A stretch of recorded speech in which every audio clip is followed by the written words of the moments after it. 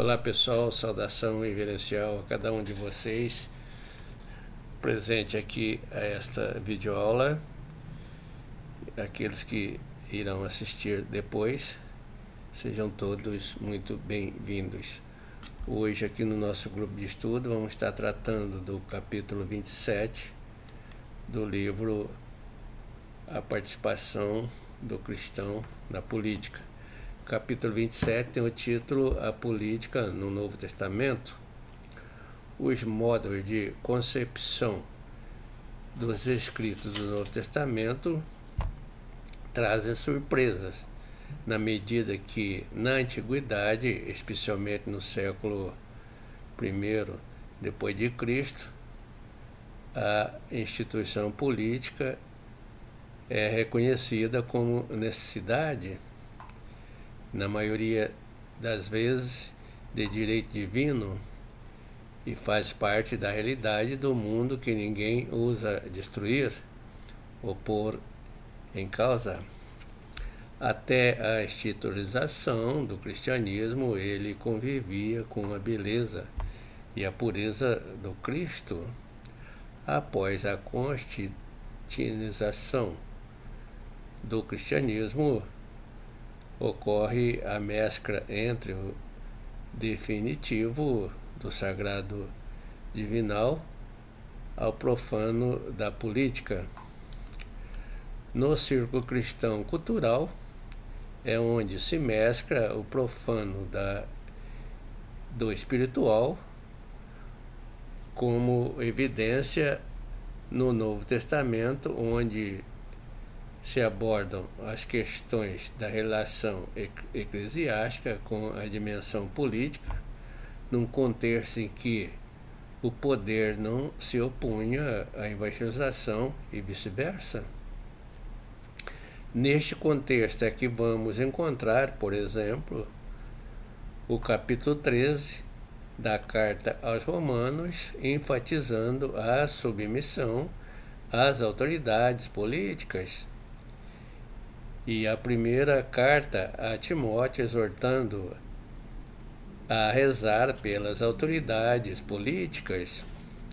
No círculo cristão iniciático do sagrado gnóstico, por outro lado, existem profecias como a de João no Apocalipse, que denuncia a mescla da profana política subjetiva do mundo com o sagrado do reino dos céus. Denuncia a deificação do Estado. Todo cristão iniciático sabe que o poder político é demonizado, isto é, que se tornou um instrumento através do qual Satanás age no planeta depois que o Criador atribuiu diretamente esse poder a Satã. Sabes que a afirmação da submissão ao poder constituído, vide Romanos 13, decorre do fato de que a autoridade concorre para o bem material da humanidade, mas não concorre para a realização espiritual, em razão da demonização do próprio poder político, ser de natureza subjetiva. Ao longo da história, até o advento da vinda de Jesus Cristo, o poder político sempre teve um fundamento religioso e legitimado por Deus, ou seja, como construído, desejado, autorizado por uma potência divina. O ponto máximo desta ideologia sintetiza-se no fato deste sistema ser comandado por um Messias, de a casta social, ou seja, nos ditames da alta casta social, detinha o conhecimento, e o conhecimento é poder. Jesus Cristo foi quem retirou este poder dos poderosos e o distribuiu ao povo.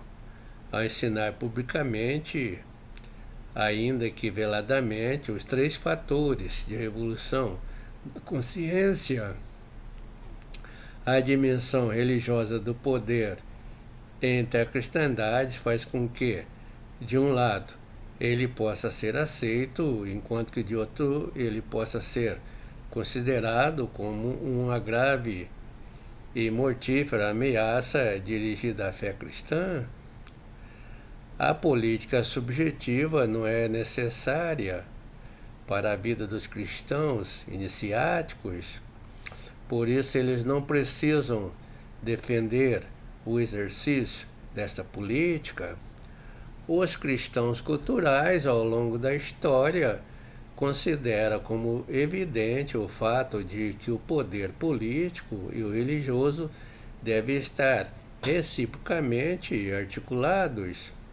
A fé cristã da cristandade iniciática deve ser considerada como uma convicção íntima, uma piedade interior que diz respeito à alma, à salvação do indivíduo, onde as dimensões econômica, social, política não podem se inserirem na sua esfera de sua competência. Para muitas igrejas das mais diversas religiões, destituídas de predicativos iniciáticos, o Evangelho se traduz em uma decisão política e participam do jogo político. Para o cristão iniciático, os contextos em que o Evangelho é incompatível com a política subjetiva são os caracterizados por uma situação em que este o atrela às coisas do mundo. Após os ensinamentos de Jesus Cristo acerca do reino de Deus, toda a autoridade e todo o sistema político subjetivo tornaram-se ilegítimos para efeito de iniciações. Os fiéis iniciáticos se consideram cidadãos do reino de Deus, enquanto que os fiéis culturais se consideram cidadãos do reino do mundo, de uma nação ou de um estado governado por um sistema humano através de políticas subjetivas. Ao longo da história do cristianismo, sempre houve cristãos em situação de perseguição por um estado tirânico, onde o poder político é totalmente nocivo a estes, o que demanda certa dose de ódio contra este poder político demonizado. Por outro lado, sempre houve, mesmo nas melhores democracias, o uso do poder em favor dos privilegiados, com o sacrifício dos menos favorecidos.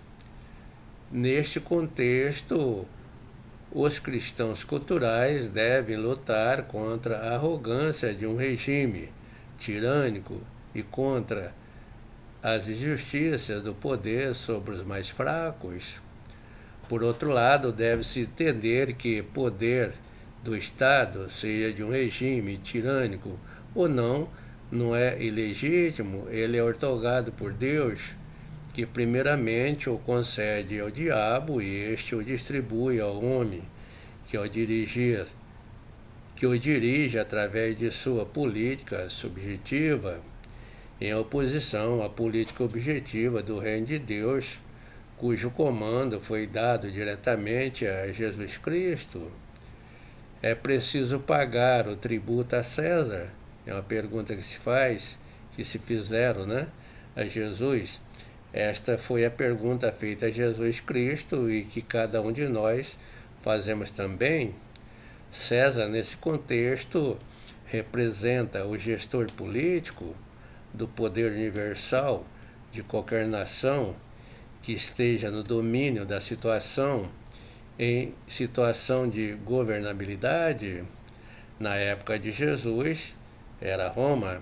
que estava nesta situação de domínio sobre os judeus. Os judeus, na condição de dominados através dos zelotes, queriam tomar o poder, reverter a situação, se tornarem também Césares, dominadores. Se Jesus tivesse respondido diretamente que era preciso pagar tributo a César, naquela época ele teria sido denunciado como um colaborador ou como cúmplice de homens ímpios e de um rei pagão. Ao contrário, se Jesus tivesse respondido que não se devia pagar, então teria sido contado entre aqueles que se opunham ao poder romano, que considerava legítimo o combate com as armas. Assim, por trás de uma pergunta aparentemente significante, escondia-se a tendenciosidade, um artifício ardiloso que obrigaria Jesus a se situar na sua relação com a dimensão da política subjetiva. No entanto, Jesus estava ciente de que esta relação com a dimensão da política subjetiva era religiosamente legitimada em se tratando da cristandade cultural, aquela que está no mundo e vive ainda a materialidade, ainda não se decidiu pelo mundo iniciático. A espiritualidade cultural é subjetiva e vive um esquema financeiro que é sacrificador da humanidade, onde é preciso pagar o tributo à máquina administrativa para a sua manutenção.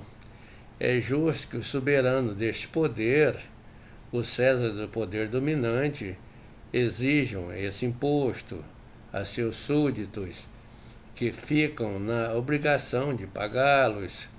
Jesus, com sua imensa sabedoria, não caiu na armadilha dos ardilosos. Então, sabiamente, ele pediu que lhe mostrasse uma moeda com a imagem de César e acrescentou que se desse a César o que lhe pertencia. Isso quer dizer que a moeda que compra as coisas materiais pertence a César, traz a sua imagem, por isso é justo entregá-lo a ele. Porém, além de fazer isto, Jesus acrescentava outro elemento intrigante, dizendo: para dar a Deus o que é de Deus. A questão toda reside no fato de se saber fazer a distinção entre a moeda que é de César e a moeda que é de Deus. Os interlocutores de Jesus, revestidos de tendências ideológicas, criavam uma questão exclusiva: ou se jurava fidelidade a Deus e se excluía o poder político romano, ou se jurava fidelidade a César e se tornava colaborador dos ocupantes e dos maus judeus. Jesus não caiu nessa armadilha, porque no fundo ele trouxe à tona essa dupla fidelidade, que consistia em dar a Deus o que é de Deus e a César o que é de César. Isso significa que para Jesus o cristão é um duplo devedor de César e de Deus. Para César se paga com a moeda comum e corrente. De um lado, cumpre-se uma fidelidade para com o poder político subjetivo, que move o seu mundo, que move o corpo social, ao qual o indivíduo pertence. De outro lado, cumpre-se de uma fidelidade para com Deus, que paga com as moedas do Pai Celestial, que consiste no atributo dedicado a Deus através dos 3 fatores de revolução da consciência, para César se paga tributos com moedas ganhas com o nosso trabalho convencional. Para a nossa subsistência de natureza material, para Deus se paga tributos com a moeda ganha o nosso trabalho esotérico, com os 3 fatores de revolução da consciência de natureza espiritual. Os 3 fatores de revolução da consciência se constituem num atributo pago a Deus somente pelo cristão iniciático, por aquele que busca a Deus acima de todas as coisas, que se converteu ao Cristo, que pertence ao círculo iniciático dos poucos escolhidos. Se o poder dominante constituídos pelos Césares, se o poder dominante constituído pelos César fosse constituído por espiritualistas iniciáticos, tudo seria de Deus. Não precisava dar uma coisa para César e outra para Deus, pois o que fosse de César seria de Deus e vice-versa. Neste contexto, Jesus teria dado a seguinte resposta: dai a César o que é de Deus e a Deus o que é de César. Porque se aquele povo daquela época e os de hoje estivesse dando na íntegra tudo aquilo que é de Deus, não existiriam dominantes e nem dominados. Todos eram conscientes de que somos filhos de Deus, de que não se pode ser ameaçado pelo poder de César e nem ameaçado por César. O que é de um é de todos, o que é de todos seria de um.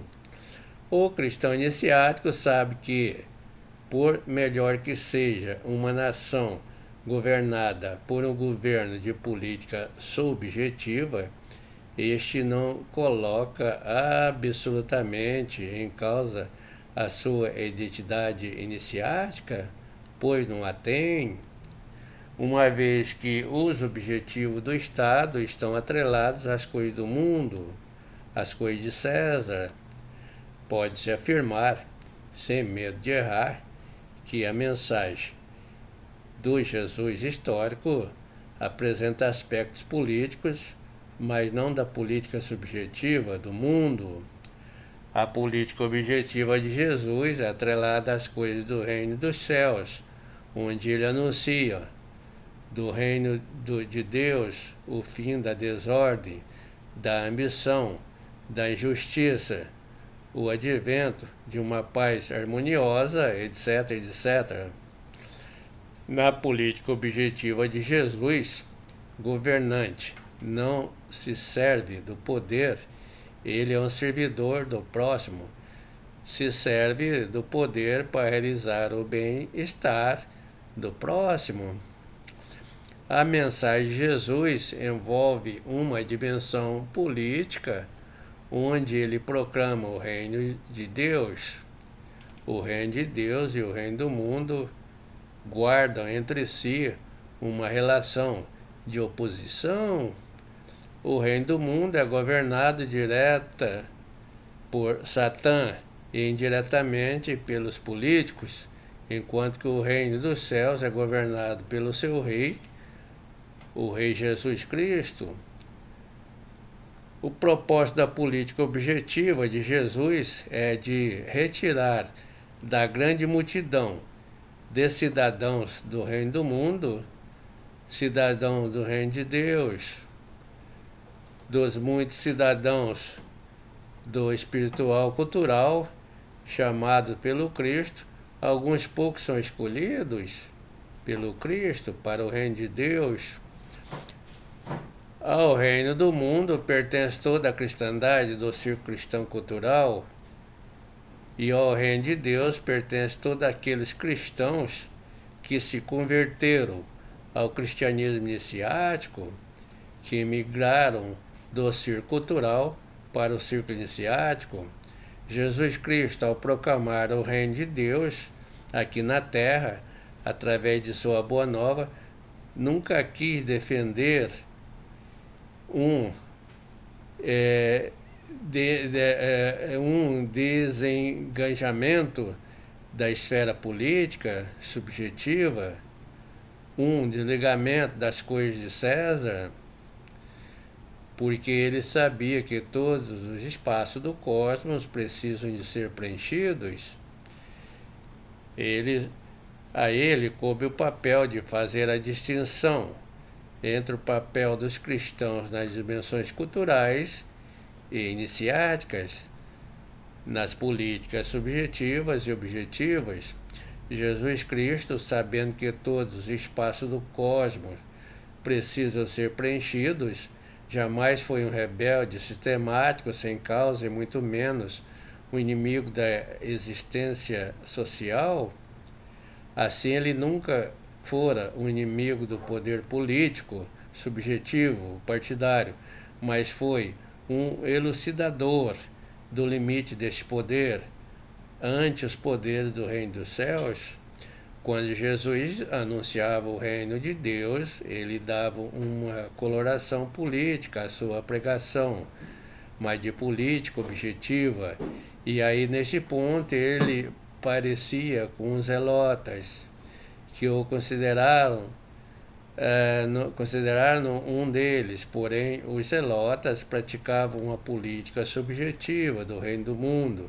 Jesus nunca reivindicou aberta e explicitamente o título de Messias, pois esse título lhe fora conferido depois da Páscoa. Ele não reivindicou esse título de Messias porque na Palestina do século I, proclamar-se Messias significava reivindicar o papel de chefe político subjetivo. O Messias que o povo judeu esperava ansiosamente tinha que ter um perfil diferente do que tinha Jesus, uma vez que aquele que, tendo chegado a chefe dos exércitos de Deus, deveria expulsar da Palestina os ímpios ocupantes romanos. A expectativa messiânica do tempo de Jesus era fortemente pautada pelo nacionalismo judaico, coisa que o próprio Cristo revogou. A política objetiva de Jesus visa conectar o homem ao reino dos céus, à corte celestial da consciência, o que só é possível com a prática concreta da ciência dos 3 fatores de evolução da consciência. Essa ciência não é entendida pelos fariseus, que não conseguem entrar no reino dos céus e nem deixa os outros entrarem. Na política objetiva de Jesus, ele traz uma mensagem de não violência, que vai além do pacifismo, até mesmo do que a própria não violência, o que pode ser deduzido lendo o Sermão da Montanha, em Mateus capítulo 5, versículo 7, onde Jesus revoga a lei do talião, por entender que esta é uma perpetuação da violência que recorre em ciclos. Esta é a razão pela qual Jesus de Nazaré recusava-se a utilizar o título messiânico, pois ser messiânico no perfil judeu subentendia libertar o povo da relação de domínio que passaria de dominado a dominador e vice-versa. Eterno ciclo absurdo. E Jesus é o libertador da necessidade que o homem tem de dominar ou de ser dominado. Ele que quebra esta corrente kármica, pois libertando o homem da necessidade de ser dominado, consequentemente o liberta também da necessidade de ser dominador, e assim sucessivamente. É extraordinária a fórmula de Jesus de dar a César o que é de César e a Deus o que é de Deus. Os cristãos iniciáticos são enganjados na política objetiva de Jesus Cristo, de serem homens e mulheres que dão tributos a Deus, e os cristãos culturais são enganjados nas coisas do mundo, dão tributos a César, a partir da ação de tergiversação do cristianismo de Jesus pelos proto-ortodoxos, Irineu e seus sequazes, o que se seguiu com as ações de deterioração de Constantino e seus sequazes, onde o cristianismo perdeu a capacidade de pensar no bem comum e numa sociedade na qual cada um tenha o máximo de oportunidade do seu lado. O cristianismo de Jesus, ao longo da história, perdeu a sua vocação equalitária, deixou de viver o equalitarismo, o comunitarismo, então deixou de ser o cristianismo do Cristo e passou a ser o cristianismo satanesiano, aquele que se busca o poder de uns sobre os outros, na sua ideologia tendenciosa de pensar no bem do mundo, sobre o seu aspecto político, econômico, segundo os parâmetros das coisas do mundo. O Papa Francisco e todos os demais líderes religiosos do cristianismo cultural, se quiserem de fato praticar o cristianismo na dimensão Jesus-cristiana, teriam de dividir o patrimônio da Igreja entre os pobres e colocarem na frente a vontade de interrogar o mundo sobre a divisão dos bens, sobre a repartição dos lucros, sobre a assustadora pobreza, sobre o perigo do equilíbrio entre aqueles que têm muito e aqueles que têm pouco. É preciso que os líderes religiosos se conscientizem de quem não vive o cristianismo Jesus-cristiano, de que eles praticam um cristianismo que se curva sobre as coisas do mundo, que não se compromete a viver os valores cristãos do igualitarismo Jesus-cristiano, tendo em conta que são só esses valores que o salvarão do mundo. Se os homens de espiritualidade cultural, praticantes da política subjetiva do reino do mundo, tivesse aceitado a proposta doutrinária da política objetiva do reino de Deus, veiculada por Jesus Cristo, hoje a humanidade já teria saído do inferno da Babilônia e adentrado no paraíso da Jerusalém Celestial. Porém, o sistema político anti-Jesus cristiano rejeitou o seu reino de todos os sentidos, desde antes da estadia do Rabino na Galileia, aqui na terra, até os dias de hoje. Jesus Cristo, sabendo da rejeição deste seu propósito, preparou o seu plano para os poucos, para os que são escolhidos, para o círculo cristão iniciático, dentre os muitos chamados. Jesus deixou os muitos chamados no campo da rejeição, reatividade de oposição ao reino dos céus. Nesta dimensão estão os cristãos culturais das diversas igrejas, das muitas religiões culturais existentes no mundo. O meu reino não é deste mundo. Se o meu reino fosse deste mundo, pelejaria os meus servos, para que eu não fosse entregue aos judeus, mas agora o meu reino não é daqui. Isso está em João 18:36. Muito obrigado pela assistência a esse vídeo. A paz reverencial.